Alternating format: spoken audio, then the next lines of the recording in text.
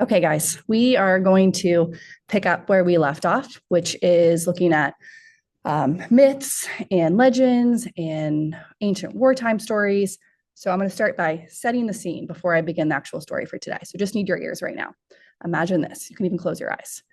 You're guarding your city, the city that you live in, for 10 whole years. It's your job to protect it. You're tired and you're hungry, and the enemy just will not leave your town alone. And then one day, they disappear, they're gone.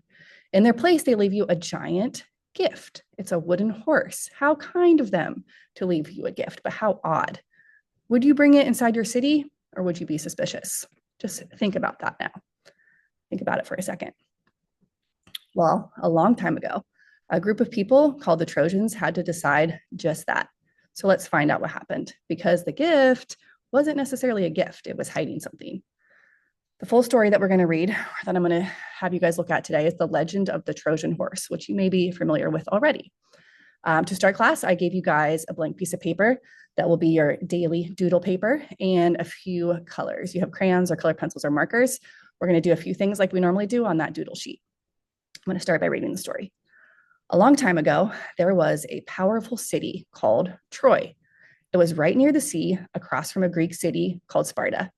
Back then, cities had tall stone walls with gates that could lock tight to keep enemies out, kind of like a giant stone fortress. I'm going to pause there, and I want you to get out that doodle sheet, your daily doodle paper, and the colors that I gave you. I'm going to reread that paragraph. I want you to listen, and I want you to draw what I read. So one more time. I'm going to do it with you, and you guys can critique my art.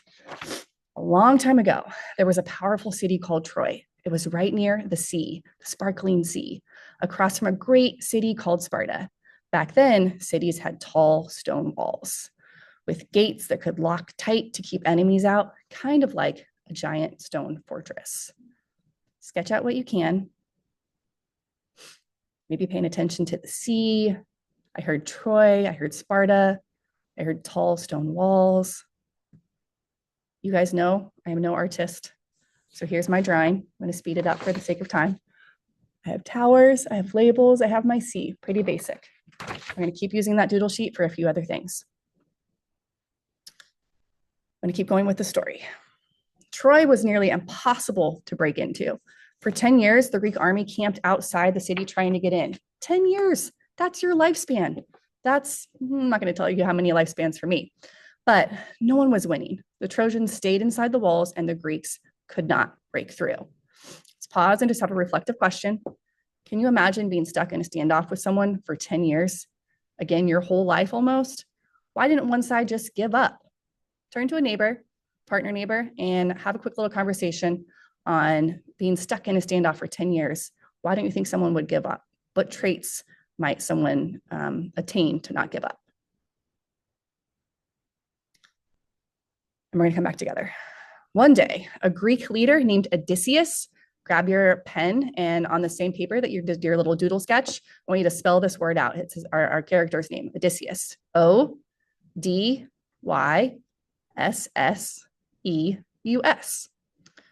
Odysseus. One day, Odysseus had a genius but kind of sneaky idea. He said, let's pretend we've given up.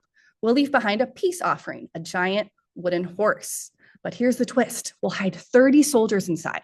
And when the Trojans pull the horse into their city and go to sleep, the soldiers can sneak out and open the gates for the rest of the army. Pause. Do you think this is a smart move or a dishonest trick? Let's retell what happened. Retell in your brains real quickly what happened with our character Odysseus, this giant wooden horse that's a gift. What do you think's going on? I'm going to go back to the story. We'll have more time to get into these questions in a bit. The Greeks built the horse, and it was huge and beautifully carved like a piece of art. They left it outside the gate and sailed away, or at least they pretended to. The Trojans saw the ship leaving and thought, wow, we actually won. They were so excited. They pulled the wooden horse inside the city to celebrate. Some people were suspicious and wanted to burn it, but others said, no way, this is a gift. Let's keep it forever. Pause. If someone you didn't trust gave you a gift, would you keep it? Or would you wonder what the catch is? Let's do a little jot right on our doodle sheet. Quick little response, a sentence is fine. If someone you didn't trust gave you a gift, would you keep it? Or would you wonder what the catch is?